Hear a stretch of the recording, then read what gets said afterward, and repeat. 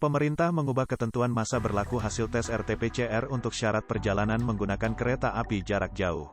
Bagi para penumpang yang akan naik kereta api, hasil negatifnya berlaku maksimal menjadi 3 tanda kali 24 jam.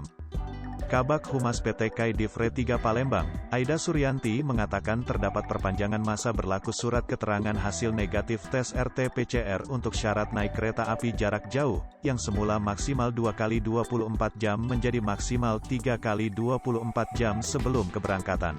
Perubahan aturan ini menyesuaikan dengan terbitnya Sekementerian Perhubungan Nomor 92 Tahun 2021 tentang perubahan atas Sekemenhub Nomor 89 Tahun 2021 tentang petunjuk pelaksanaan perjalanan orang dalam negeri dengan transportasi perkeretaapian pada masa pandemi COVID-19 tanggal 27 Oktober tahun 2021.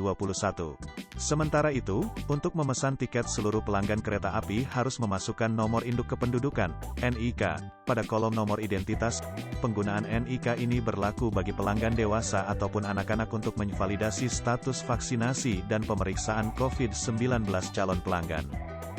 Hai pemirsa Sri Popo TV, jangan lupa komen, like, dan subscribe, serta tonton terus berita-berita terupdate lainnya ya.